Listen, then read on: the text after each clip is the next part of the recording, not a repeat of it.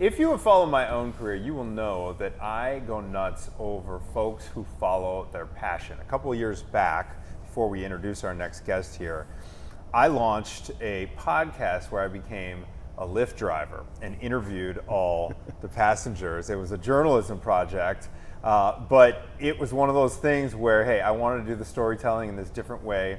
And we are about to introduce you to a gentleman who is just launched a passion project of his own. Mike Sturmam is the owner and founder of a place called Bar Down Hockey. And this is in Northfield, correct? That is correct. Northfield. And this is a skates-only facility that gives athletes the edge with premium synthetic ice, private shooting bays, and real-time video feedback to break down every rep. I've heard about this kind of thing with like swings, like baseball swings and stuff. Anyway, Mike, this is a passion project for you. Yes. Thanks for being on the program here Thanks to for tell having us me. about this. How did this whole idea come about? That's great. Thank you for this opportunity, Anthony, to kind of talk about this. I'm a hockey dad first, and I'm a coach second, and I've watched hundreds and hundreds of hours of youth hockey in my life. And today's game is slightly different in terms of the training that these kids do for practice than I did. We're heavily focused on skating, which is all these kids are phenomenal skaters, check. They're phenomenal at stick handling or puck control, check.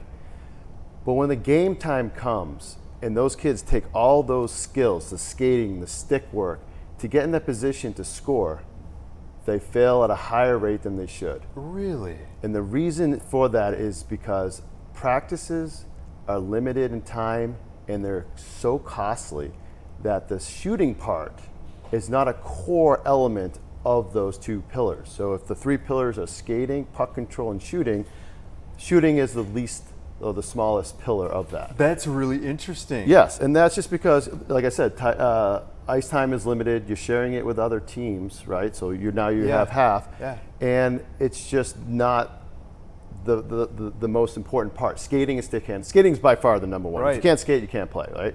But when you put all this effort into it and it's game time, you see your kids doing all the skating and all the moves, and they're in the position to score, and they shoot the puck 30 feet over the net, 5 feet wide. It's almost all as for a parent, you're like, you know, that really reminds me, just drawing a metaphor from something in my background. In journalism school, we learned all the tools. Balanced storytelling, how to write, how to edit, all the technical stuff. Exactly. But in the end, if you can't deliver the report in a compelling way, the performance aspect of it, if you fall on your face, no one's paying attention to the editing. No one's paying attention to the writing because you have not delivered the report well. Exactly. So you loose metaphor, but you get what I mean. You know what I mean? Yeah. You need to all put it together. So where, with that in mind, with this kind of hole in the skill set, where people aren't able to put it into the actual net, where does Bar Down Hockey come in? So I think Bar Down fits in the exact middle between on-ice application, which is your practice, your actual ice skating, and then the traditional off-ice is where you're in your shoes, shooting on either synthetic tiles in your driveway against the net. The downside with that is you're on your shoes. You're in a flat surface. Being a great shooter takes repetition in skate, because you are now, not only are you 2 inches off the ground, you're on an eighth inch of steel, which is a completely different training situation. You have to have stronger ankles. It's a balance thing.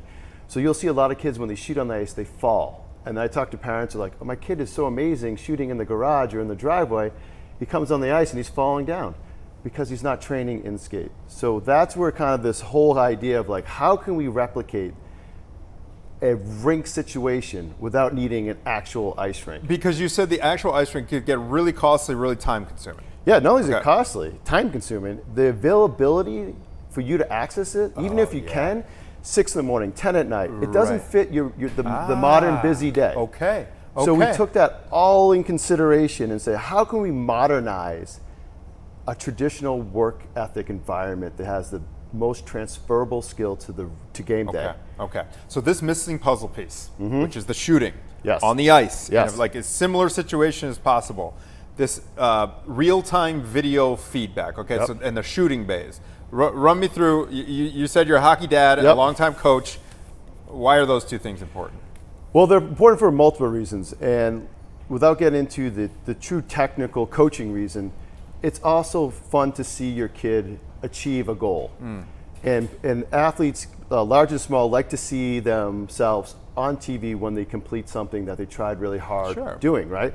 So if a kid was working on his backhand and it took him 500 times to put the puck in the top of the net, having that ability to turn around, press a button that records the previous 26 seconds of that environment where you can watch yourself hit that awesome goal, and then have that video stored into your mobile app for you to share with your family, your coaches. Look at me go. And nowadays, social media. You can throw it up on the social if you're trying to build a following. But I want to make one thing important aspect about why synthetic ice is important. Synthetic ice has been around forever. This particular synthetic ice that we brought in is the world's most advanced synthetic ice, which that means it has the most real feel to the real ice out in the marketplace. So it has the least amount of resistance, and the reason why that's important is because if you have too much resistance, it's like you're slugging through the synthetic ice. Ours has almost like a real ice feel, so that you're getting that same movement. So whatever you can do there, you can do on the ice, and whatever you can do on the ice, you can do with us. And that's turns and stops and any type of maneuver. And like you said, in terms of timing, it doesn't have to be after 10 p.m., it doesn't have to be before 6 a.m., and you can be in and out fairly quickly. Just to give you an example, we're open from 6 a.m. to 10 p.m. We have 5 shooting bays. That's technically, 5 times 16. Was that 80? Yeah, we have 80 little rinks that you can fit into your schedule Monday through Sunday. Interesting. So, I like this. Yeah, so when did you launch? When did you open? This is all brand new, Yeah, right? so officially we did like a little bit of a soft launch, which was called June 17th. Okay. We've been rolling it out slowly, talking to all the heads of the youth hockey communities, getting more people involved. It's definitely a place that you have to experience and be there to kind of see the volume of these shooting bays and get a sense of what it's all about. Because it's built for autonomous use, it's self-service. You get on your mobile app, you sit on your couch, your kid's buzzing around, you're like, hey, you know what? There's 7 different time slots avavel for you to go practice your craft. And you obviously put a bar and lounge for the dad. I'm kidding. No, not a bar. But we do have a parent lounge that has free Wi-Fi for you to work from home. But hey, I listen, agree. I want to pop a shot in the corner. Listen, one of those pop-a shots. We'll take any ideas.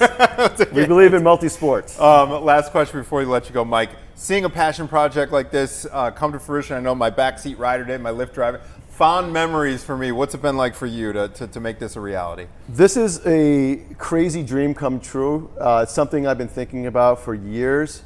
And then as I went from paper and then realizing the material, once I understood this synthetic ice, once I found it, I was like, this has to happen.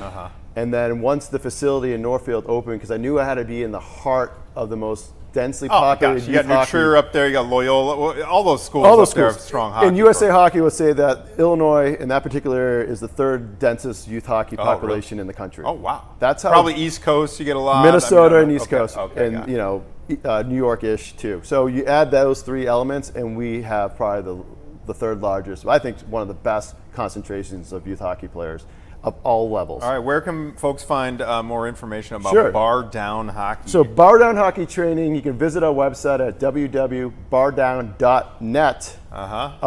Or you can look us up on Instagram, handle Bar Down Hockey Training, where we have a lot of our athletes kind of posting. We have some kind of cool stuff on there. Mike Sturmam, congratulations Anthony, to you, thank sir. You. Well done.